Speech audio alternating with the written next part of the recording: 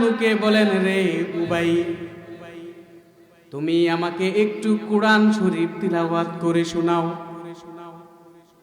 হযরত উবাই ইবনে কাব রাদিয়াল্লাহু তাআলা আনহু বলেন, ইয়া রাসূলুল্লাহ, ইয়া হাবিবাল্লাহ, ওগো আল্লাহর রাসূল, যাকে আল্লাহ স্বয়ং নিজে কোরআন শিক্ষা দিয়েছে, যার উপর কোরআন নাজিল হয়েছে, ওই নবীকে আমি কোরআন পড়ে শোনাবো। তিনি অক্ষমতা প্রকাশ করলেন। আল্লাহর নবী বিশ্ব নবী রাহমাতুল লিল আলামিন বলেন, রে উবাই, তুমি আমাকে একটু কোরআন শরীফ তিলাওয়াত করে শোনাও। হযরত উবাই ইবনে কাব তিনি আবারও অক্ষমতা প্রকাশ করলেন।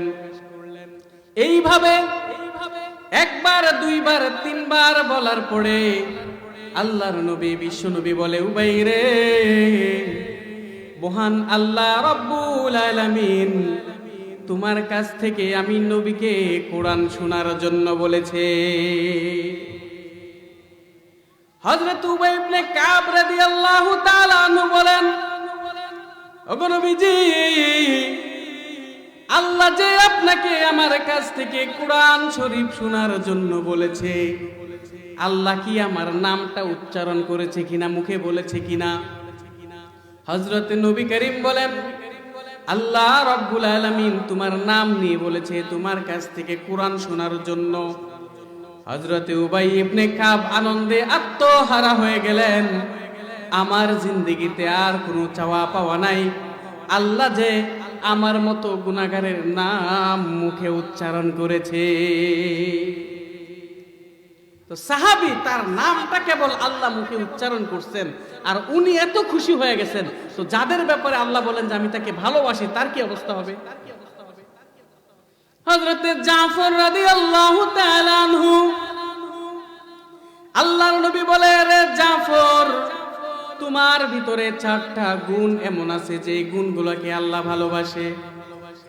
হযরত জাফর বলেন, আল্লাহর রাসূল, আমার ভিতরে যে 4টা গুণ আছে, এই গুণগুলো আমি দুনিয়ার কোন মানুষের কাছে বলি নাই।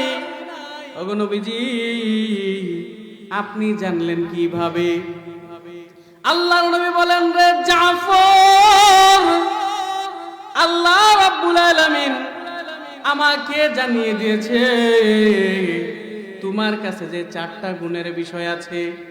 হযরত জাফর বলে, আল্লাহর নবী, আল্লাহ কি আমার নামটা মুখে নিয়েছে কিনা? আল্লাহর নবী বলেন, আল্লাহ তোমার নাম মুখে নিয়ে আমাকে বলেছে। জাফর আনন্দে আত্মহারা হয়ে আল্লাহ রাব্বুল আলামিনের দরবারে শুকরিয়া আদায় করে, আমার জিন্দেগিতে কোনো চাওয়া পাওয়া নাই, আমার মতো গোলামের নাম আল্লাহ মুখে নিয়েছে। আমার মতো গোলামের নাম আল্লাহ মুখে নিছে, আমার জিন্দেগিতে আর কিছু চাওয়া পাওয়া নাই। তো এই সাহাবায়ে কেরামের নাম আল্লাহ মুখে নিয়েছেন, এত আনন্দে আত্মহারা হয়ে গেছেন। আল্লাহ যদি কাউকে ভালোবাসে, এই লোকটার কপাল কত ভালো হয়ে যায়। এটা গেল একটা ব্যাখ্যা।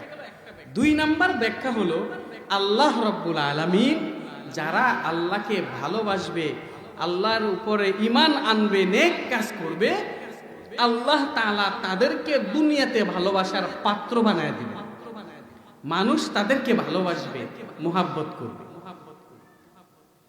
বিভিন্ন অঞ্চল থেকে, বিভিন্ন দূর দূরান্ত থেকে উলামায়ে কেরাম আসেন, আল্লাহর ওলিরা আসেন, বুজুর্গানে দিন আসেন। উনাদের মুহাব্বতে আমরা পাগল। কেন? উনাদেরকে আমরা চিনি। ভারতের বড় বড় আলেম, দেওবন্দের বড় বড় আলেম, পাকিস্তানের তৌকি উসমানী এবং বড় বড় আলেম যাদের নাম আমরা শুনি, উনাদেরকে আমরা চিনি না, কিন্তু উনাদের জন্য আমাদের মনটা সব সময় উনাদের মুহাব্বতে অন্তরটা ভরপুর থাকে। কেন? এই ভালোবাসা আল্লাহ সৃষ্টি করে দিয়েছে। আর আজকে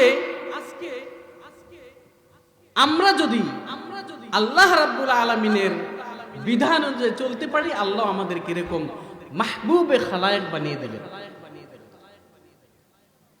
মুসলিম শরীফের 2637 নম্বর হাদিস, হাদিসের রিওয়ায়াতকারী সাহাবী হযরত আবু হুরায়রা রাদিয়াল্লাহু তাআলা আনহু। উনি বলেন, عن أبي هريرة رضي الله تعالى عنه قال قال رسول الله صلى الله عليه وسلم আল্লাহর নবী বিশ্ব নবী রাহমাতুল লিল আলামিন বলেন ইন্নাল্লাহা ইযা আহাব্বা আবদান দাআ জিবরিল আল্লাহ রাব্বুল আলামিন যখন কোন দুনিয়ার বান্দাকে ভালোবাসে হযরতে জিবরাইল আমিনকে আল্লাহ রাব্বুল আলামিন ডাকে ডেকে ডেকে বলে জিবরাইল আল্লাহ তাআলা বলেন ইন্নী উহিব্বু ফুলানা আমি আল্লাহ ওই মানুষটাকে পাইকুড়া হুসাইন মার্কেটের অমুকের ছেলে অমুকরে আমি আল্লাহ খুব ভালোবাসি তুমি জিবরাইল ফা আহিব্বা তুমি জিবরাইলও তাকে ভালোবাসো জিবরাইল আমিনও মানুষটাকে ভালোবাসে এরপরে হযরতে জিবরাইল দুনিয়ার আসমানের तमाम ফেরেশতাদেরকে ডেকে বলে সুম্মা ইউনাদি ফি আহলিস সামা আসমানের ফেরেশতাদেরকে জিবরাইল ডেকে বলে আসমানের ফেরেশতারা রে আল্লাহ রাব্বুল আলামিন ওই মানুষটাকে ভালোবাসে আমি জিবরাইলকে আল্লাহ বলেছেন ভালোবাসতে তোমরাও ওই মানুষটাকে ভালোবাসো এই লোকটাকে সে ভালোবাসতে থাকে এইভাবে আসমানের ফেরেশতারা যেইভাবে যখন সেই লোকটাকে ভালোবাসতে থাকে तमाम পৃথিবীর মানুষের অন্তরে ওই মানুষের প্রতি ভালোবাসা তৈরি হয়ে যায় সারা দুনিয়ার মানুষ অটোমেটিক তাকে ভালোবাসতে থাকে আর যে দুর্নীতি করে আকাম করে কুকাম করে তাকে মানুষ দুনিয়ার যে প্রান্তে থাকুক না কেন তাকে ঘৃণা করতে থাকে ঠিক না বেঠে ফেরাউন তাকে মানুষ ভালোবাসে না ঘৃণা করে আবু জেহেল তাকে মানুষ ভালোবাসে না ঘৃণা করে ঘৃণা করে আমাদের বর্তমান যুগে কিছুদিন আগে যে দ্বিতীয় ফেরাউনকে আমাদের দেশ থেকে সরিয়ে এই দেশটাকে নতুন ভাবে স্বাধীন করা হয়েছে এই ফেরাউনকেও বাংলার কোটি কোটি মানুষ ঘৃণা করে ঠিক কিনা সারা দুনিয়ার মানুষ যে যেখানেই জুলুম করবে যেখানেই নির্যাতন করবে যেখানেই কোরআনের বিরুদ্ধে কথা বলবে যেখানেই হাদিসের বিরুদ্ধে কথা বলবে উলামায়ে কেরামের বিরুদ্ধাচরণ করবে আম জনতার উপরে জুলুম করবে শোষণ করবে तमाम পৃথিবীর মানুষের অন্তরে ঘৃণা সৃষ্টি করে দিবে কে আরেকটু জোরে বলেন কে আল্লাহ রাব্বুল আলামিন তার অন্তরে ঘৃণা সৃষ্টি করে দিবেন দুর্নীতির ওই আখড়ায় বসে জাহির করে জ্ঞান দুর্নীতির ওই আখড়ায় বসে জাহির করে জ্ঞান কলম দিয়ে কামায় টাকা কলম দিয়ে কামায় টাকা আবার ধরে সাধুর ভান ওরা শিক্ষিত শয়তান ওরা শিক্ষিত শয়তান ওরা শিক্ষিত শয়তান ওরা শিক্ষিত শয়তান কথা ঠিক কিনা আপনাদের কি খিদা লাগছে খেয়ে আসেন নাই আওয়াজ দিতে হবে কথা বলতে হবে ভয় পাচ্ছেন আপনারা কথা বলতে হবে মুরব্বী বাবারা জোর কমে গেছে শরীরে লিল্লাহি তাকবীর আল্লাহর জন্য তাকবীর দিতে হবে শরীরের শক্তি দিয়া পারবেন না ইনশাআল্লাহ এই ছোট ভাইরা পারবা তোমরা পারবা তো ইনশাআল্লাহ আমার সাথে শুধু এতটুকু বলবেন ওরা শিক্ষিত শয়তান পারবেন তো এগুলা শিক্ষিত শয়তান না এই শিক্ষিত শয়তানে কয় টাকার চাউল আমাদের কয় টাকা দিয়ে কিনাইতে হয় কত টাকা কেজির আলু কত টাকা কেজি খাই পেঁয়াজের দাম কত ছিল আর কত নিছে এই সবগুলো শিক্ষিত শয়তানের দলেরা সমাজের এক একটা মাথায় মাথায় বসে জনগণের রক্ত চুষে খাচ্ছে ঠিক কিনা ওটা হলো জাতির লাগি মহামারীর মতন ফাইলে কলম ঠেকায়া চালায় ওরা নির্যাতন ওরা হলো দেশের লাগি মহামারীর মতন ফাইলে কলম ঠেকায়া চালায় ওরা নির্যাতন আর ঘুষের টাকায় ওদের ভুড়ি ঘুষের টাকায় ওদের ভুড়ি করে যে টান টান ওরা শিক্ষিত শয়তান ওরা শিক্ষিত শয়তান ওরা শিক্ষিত শয়তান ওরা শিক্ষিত শয়তান দুর্নীতির ওই আখড়ায় বসে জাহির করে গান কলম দিয়ে কামায় টাকা কলম দিয়ে কামায় টাকা, আবার ধরে সাধুর ভান। ওরা শিক্ষিত শয়তান, ওরা শিক্ষিত শয়তান, ওরা শিক্ষিত শয়তান, ওরা শিক্ষিত শয়তান। সমাজে আরেক ধরনের শিক্ষিত শয়তান আছে, চিনেন আপনারা?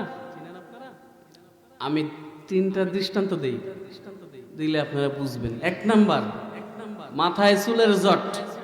1 নাম্বার কি? মাথায় চুলের জট। 2 নাম্বার, পরনে সেলার শট। 3 নাম্বার, হাতে গাঞ্জার পট। আছে না নাই সমাজে?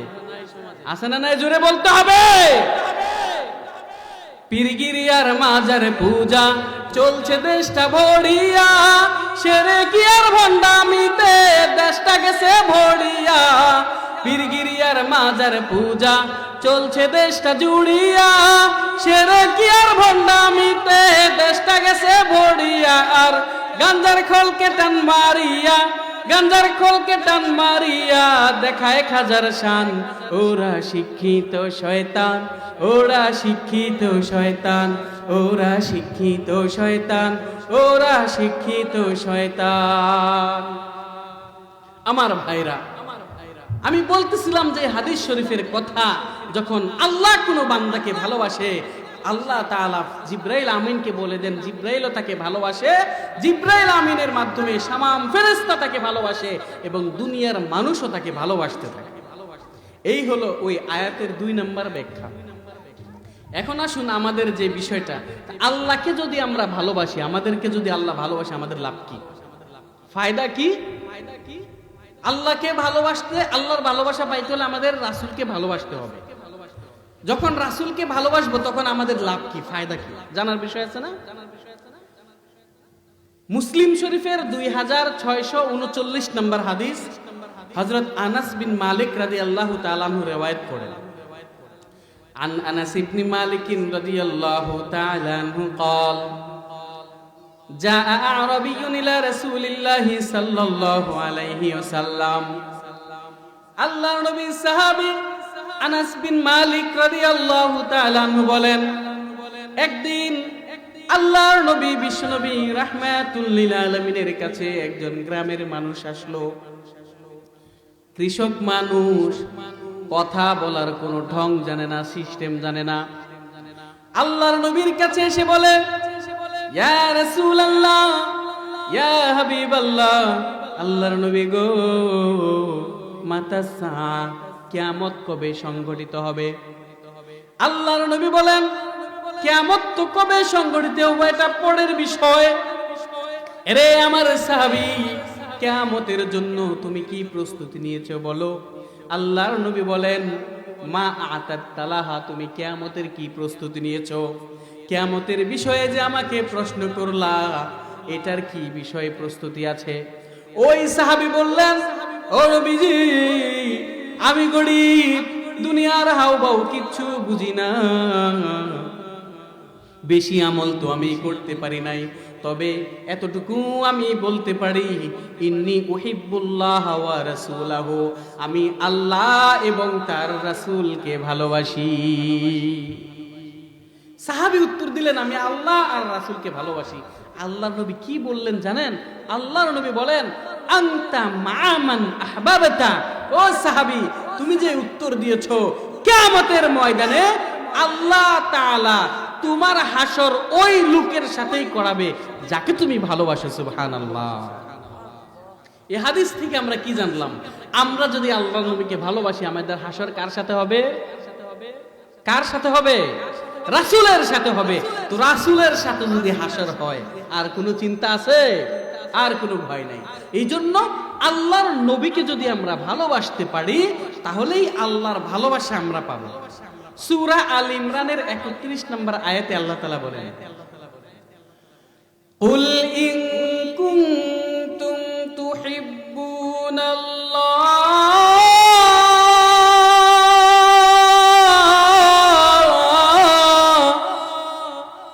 ফাত্তাবিউনি ইউহিব্বুকুমুল্লাহ।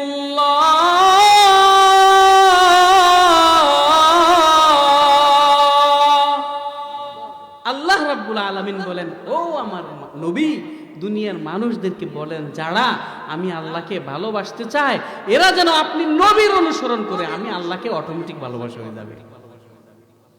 নবীকে যদি আমরা মানি তাহলে আল্লাহকে ভালোবাসা অটোমেটিক হয়ে যাবে। তো আল্লাহর ভালোবাসা পেতে হলে আমাদের কাকে ভালোবাসতে হবে? নবীকে ভালোবাসতে হবে। আর নবীকে ভালোবাসলে আমাদের ফায়দা কি? হাসর হবে কোথায়? নবীর সাথে। এখন আসেন আলোচনার 2 নাম্বার পয়েন্ট, আমরা কেন নবীকে ভালোবাসবো। নবীকে ভালোবাসবো আমরা 2 কারণে। 1 নাম্বার কারণ, আল্লাহর নবী আমাদেরকে সবচেয়ে বেশি ভালোবাসতেন। 2 নাম্বার কারণ, আল্লাহর নবী আমাদের জন্য অনেক কষ্ট করেছেন। আল্লাহর নবী আমাদের সবচেয়ে বেশি ভালোবাসতেন কেমন? মুসলিম শরীফের 202 নম্বর হাদিস, হযরতে আব্দুল্লাহ ইবনে আমর রাদিয়াল্লাহু তাআলা আনহু বলেন, আল্লাহর নবী বিশ্বনবী রাহমাতুল লিল আলামিন একদিন সূরা ইব্রাহিমের আয়াত আল্লাহর নবী তিলাওয়াত করলেন। রব্বি ইন্নাহুন্না আদলালনা কাসীরাম মিনান নাস, এই আয়াত তিলাওয়াত করলেন। আবার সূরা মায়েদার 116 নম্বর আয়াত আল্লাহর নবী তিলাওয়াত করলেন। ঈসা আলাইহিস সালাম কিয়ামতের ময়দানে আল্লাহকে বলবে, আল্লাহ গো, ইন তুআযিবুহুম ফা ইন্নাহুম ইবাদুক, আপনি যদি বান্দাদেরকে জাহান্নামের আগুনে জ্বালান এরা তো আপনারই বান্দা। ওয়া ইন তাগফির লাহুম, আপনি যদি তাদেরকে maaf করে দেন, ফা ইন্নাকা আনতাল আজিজুল হাকিম, আপনি তো পরাক্রমশালী। আল্লাহর নবী এই 2 আয়াত তিলাওয়াত করলেন। আয়াত তিলাওয়াত করার পরে মাওলার দরবারে হাত তুলে কান্না করে, মালিক ইয়া রব্বি উম্মতি, আল্লাহর নবী, আল্লাহ নবী আমাদের জন্য কান্না করতে শুরু করে দিলেন। আল্লাহ রাব্বুল আলামিন হযরত জিবরাইলকে বললেন, ইয়া জিবরাইল ইযহাব ইলা মুহাম্মদ, রে জিবরাইল মুহাম্মদের কাছে যাও। আল্লাহর নবীর কাছে আসার পরে জিবরাইল আল্লাহর নবীকে বললেন, মুহাম্মদ আপনি কেন কান্না করেন? আল্লাহ জিজ্ঞেস করেছে। আল্লাহর নবী যখন উম্মতের কথা বললেন, হযরতে জিবরাইল আল্লাহর কাছে যাওয়ার পরে বলেন, আল্লাহ গো, আপনার পেয়ারা নবী তার উম্মতের কথা স্মরণ করে কান্না করছেন। আল্লাহ রাব্বুল আলামিন জিবরাইল আমিনের মাধ্যমে খবর পাঠাইলেন, ইয়া মুহাম্মদ, ওগো নবীজি আপনি চিন্তা করবেন না, ভয়ের কোনো কারণ নাই। ইন্নাল্লাহা সায়ুরদিক, কিয়ামতের ময়দানে আল্লাহ রাব্বুল আলামিন আপনার উম্মতের ব্যাপারে আপনাকে সন্তুষ্ট করে দিবে। আল্লাহ কেমন সন্তুষ্ট করবেন? আল্লাহ নবীকে বলবেন, এই নবী আপনি কাজ করেন, হাসরের ময়দানে আপনি 2 হাত এভাবে ছড়ায় দিবেন, 2 হাতের মাঝখানে যত গুনাহগার উম্মত আসবে এই সবগুলা বিনা হিসেবে জান্নাত। সুবহানাল্লাহ। এইভাবে আল্লাহ নবী 3 বার করবেন, 3 বার। তাহলে আল্লাহর নবীকে কত ইজ্জত আল্লাহ তাআলা করলেন। এই জন্য আমরা নবীকে ভালোবাসি। কেন? উনি আমাদেরকে সবচেয়ে বেশি ভালোবাসেন। 2 নাম্বার, কেন উনাকে আমরা ভালোবাসবো? কারণ উনি আমাদের জন্য সবচেয়ে বেশি কষ্ট করেছেন। বুখারী শরীফের একটা হাদিস আপনাদেরকে শোনাবো, এর আগে ভূমিকা স্বরূপ একটা কথা আপনাদেরকে বলি। আল্লাহর নবী যখন দ্বীনের দাওয়াত দিতে শুরু করলেন, পুরা কাফেরের মানুষ, মক্কার কাফেররা তার বিরুদ্ধে চলে গেল। বিরুদ্ধে যাওয়ার পরে আবু তালেব তাকে বাঁচায়। আবু তালেব মৃত্যুবরণ করার পরে আল্লাহর নবীর উপরে জুলুম নির্যাতন পুরোপুরিভাবে শুরু হয়। আল্লাহর নবী চাচা আবু তালেব মৃত্যুর শয্যায় শায়িত। আল্লাহর নবী বিশ্বনবী রাহমাতুল লিল আলামিন চাচার কাছে গিয়ে বলে, চাচা গো,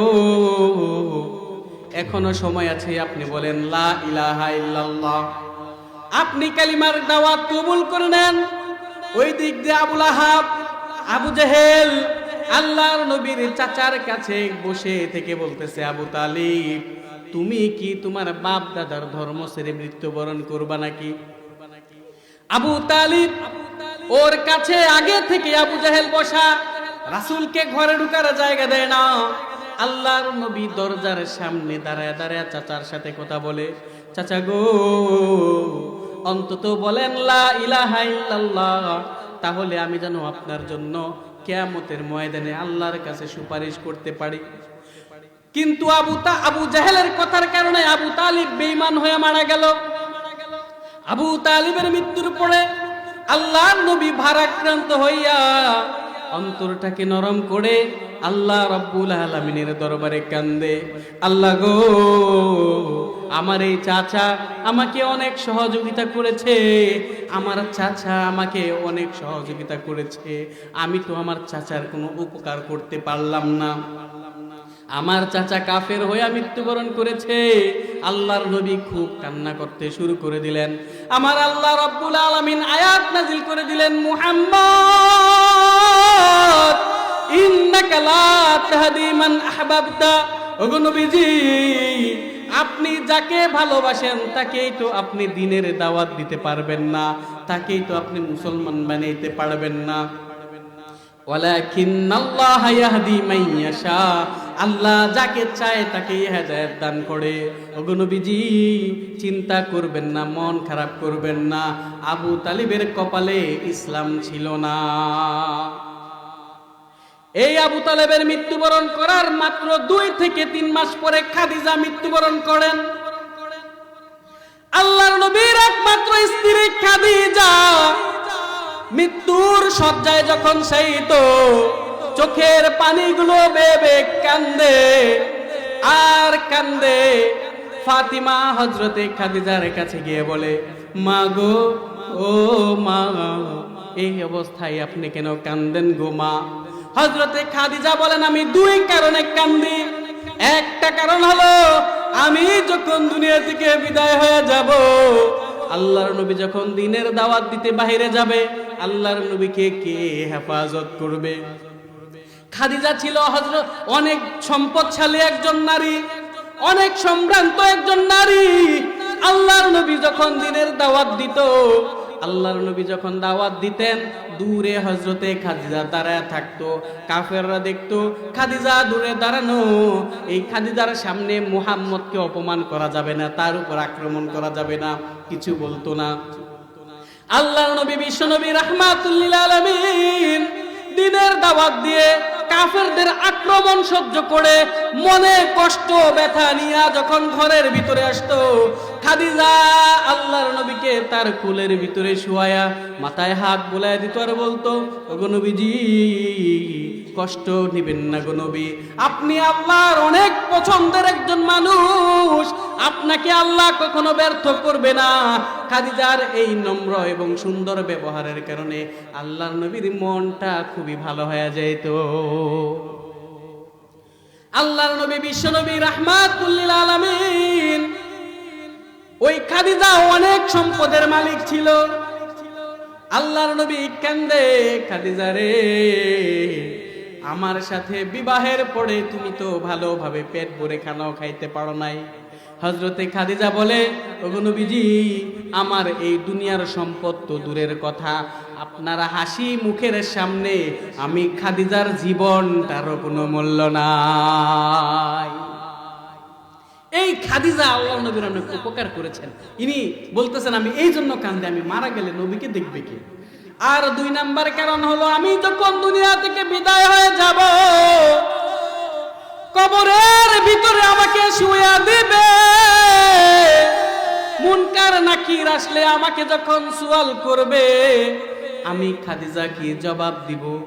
আমি তো আমল করতে পারলাম না, খবরে যদি আমার শাস্তি হয়, আমার ভয় হয়। 2 নাম্বার একটা দাবি হলো, আল্লাহর নবীর জামা মুবারক যেটা গায়ে দিতেন, ওই জামাটা যেন আমি খাদিজার কাফন হিসেবে আল্লাহর নবী দিয়ে দেয়। আল্লাহর নবী বিশ্বনবী রাহমাতুল লিল আলামিন এটা জানার পরে বললেন, রে খাদিজা, আমার জামা তো ছোট কথা, আর অনেক কিছু তুমি আমার থেকে পাওয়ার তো আশা রাখো, আমার থেকে আরো কিছু পাওয়ার দাবি রাখো। আল্লাহর নবী তার কাফনের কাপড়টা দিয়ে দিলেন। হযরতে খাদিজা যখন দুনিয়া থেকে বিদায় হয়ে গেল, আল্লাহর নবী বিশ্বনবী রাহমাতুল লিল আলামিন আল্লাহর নবীকে যখন পুরাতন কাপড় দ্বারা খাদিজাকে দাফন দেওয়ার জন্য ব্যবস্থা করলেন। জিব্রাইল আল্লাহর নবীর কাছে এসে বলে, নবী গো, এই পুরান কাপড় দিয়া তাকে কাফন দেওয়ার দরকার নাই। আল্লাহ রব্বুল আলামিন দেখেন জান্নাত থেকে জান্নাতি কাফন খাদিজার জন্য পাঠিয়ে দিয়েছে। আল্লাহর নবী উনার জামা মুবারক আগে কাফন বানায়া এরপরে জান্নাতি কাফন দিয়া হযরত খাদিজাকে দাফন করে দিলেন। যখন খাদিজাও মারা গেল, আবু তালেবও মারা গেল, রাসূলকে দেখার মতো দুইজন লোক এরা মারা গেছে। এখন কাফেররা পুরাপুরি স্পষ্ট ভাবে আল্লাহর নবীর উপর আক্রমণ শুরু করছে, মারতে শুরু করলো। আল্লাহর নবী যখন ঘরের ভিতরে রান্না বসাইতো, খাদিজা আবু তালেবের মৃত্যুর পরে যখন রান্না বসাইতো, তো আবু লাহাবের স্ত্রী উম্মে জামিল ময়লা গুলো আইনা রাসূলের চুলা মুবারকের উপর ফালায় দিত। আল্লাহর নবী বলতেন এটা হাতে নিয়ে, আরে এরে প্রতিবেশীর সাথে তোমাদের একই ব্যবহার, নিজে গিয়ে ডাস্টবিনে ফালায় দিয়ে আসতে। আল্লাহর নবী কষ্ট করেছেন আমাদের জন্য। একদিনের ঘটনা যেটা আপনাদেরকে বলতে চেয়েছিলাম, বুখারী শরীফের 240 নম্বর হাদিস। রওয়ায়াতকারী সাহাবী হযরতে ইবনে মাসউদ রাদিয়াল্লাহু তাআলা আনহু। عن ابن مسعود رضي الله تعالى عنه قال كان رسول الله صلى الله عليه وسلم يصلي عند البيت। আল্লাহর নবীর সাহাবী ইবনে মাসউদ রাদিয়াল্লাহু তাআলা আনহু বলেন, একদার কাহিনী, আল্লাহর নবী বিশ্বনবী রাহমাতুল লিল আলামিন বাইতুল্লাহর সামনে দাঁড়িয়ে দাঁড়িয়ে তিনি নামাজ আদায় করছিলেন। আবু জাহেলিন ওয়া আসহাবিন লাহু জুলুস, পাশে আবু জাহেল আর তার কিছু সাঙ্গ পাঙ্গ বসা ছিল। তারা যখন বসা ছিল, তাদের মাঝে একজন বলল, আবু জাহেল বলে আসলো, তোমরা কারা গো? মাইয়াতি বিজাজুরি বানি ফুলালিন ফায়াদাউ আলা যহরি মুহাম্মদ ইজা সাজাদা। তোমরা এখানে যারা আছো, ওই যে দেখো পাগল মুহাম্মদ কাবার সামনে নামাজ পড়ে, কে পারবা অমুক গোত্রের মরা উটের ভুঁড়িগুলা আইনা মুহাম্মদ যখন সিজদায় যাবে ওই মুহাম্মদের ঘাড়ের উপরে কে রাখতে পারবা? নাউজুবিল্লাহ। ফাম্বাসা আশকাল কওম, তাদের মাঝে সবচেয়ে দুর্ভাগা যে ছিল উকবা ইবনে আবি মুয়াইত, সে দাঁড়ায় গেল, হাত তুললো, আমি পারবো। সে গিয়া মরা উটের ভুঁড়িগুলো আনলো, এনে অপেক্ষা করছে না জরা। সে তাকায় দেখলো আল্লাহর নবী কখন সিজদায় যায়। নবী যখন সিজদায় যাবে, নবীর গাড়ের উপরে সে মরা উটের উজুরিগুলাকে রেখে দিবে। আল্লাহর নবী বিশ্বনবী রাহমাতুল লিল আলামিন যখন সিজদায় গেলেন, যাওয়ার পরে ওইগুলা গিয়া ফা ওয়াদাহু আলা যাহরি মুহাম্মদ, আল্লাহর নবী বিশ্ব নবীর গর্দানের উপরে ওই মোরা উটের ভুঁড়িগুলাকে রেখে দিল। আপনারা পারবেননি একটা গরুর ভুঁড়ি আলগানোর জন্য ময়লা সহ, আর সেটা তো ছিল উটের ভুঁড়ি। আল্লাহর নবী সিজদায় পড়ে কান্দে, মালিক আপনি আমাকে কার হাতে সঁপে দিয়েছেন? আল্লাহর নবী বিশ্ব নবীর চোখের পানিগুলোকে ফেলে ফেলে কান্না করে, মালিক কোন মানুষের কাছে আপনি আমাকে পাঠাইছেন? আমি নবী বাইতুল্লাহর সামনে নামাজ আদায় করি, আর ওরা আমাকে এইভাবে জুলুম করে, নির্যাতন করে। আব্দুল্লাহ ইবনে মাসউদ বলেন, আমি তো আল্লাহর নবীর এই অবস্থা তাকায় তাকায় দেখি আর চোখের পানিগুলোকে সেরে সেরে কান্দি, কারণ আমার কোনো ক্ষমতা নাই, আল্লাহর নবীকে উপকার করার মতো কোনো ক্ষমতা আমার ছিল না, এই জন্য আমি কান্দি। হযরতে ফাতেমা রাদিয়াল্লাহু তাআলা আনহা আসলেন, আল্লাহর নবীর গর্দান থেকে ময়লাগুলোকে সরায় দিল।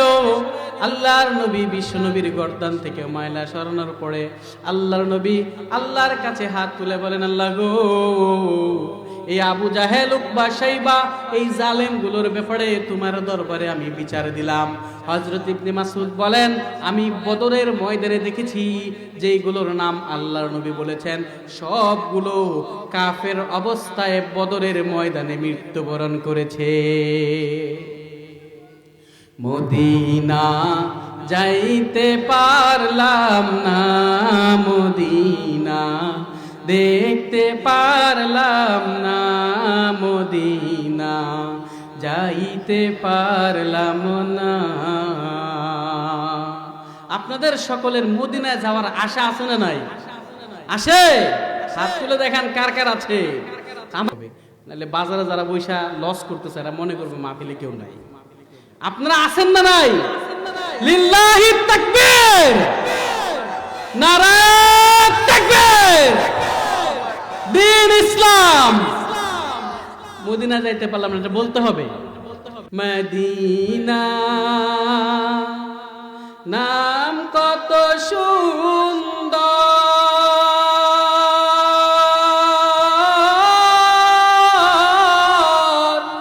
মদিনা কেড়েছে অন্তর,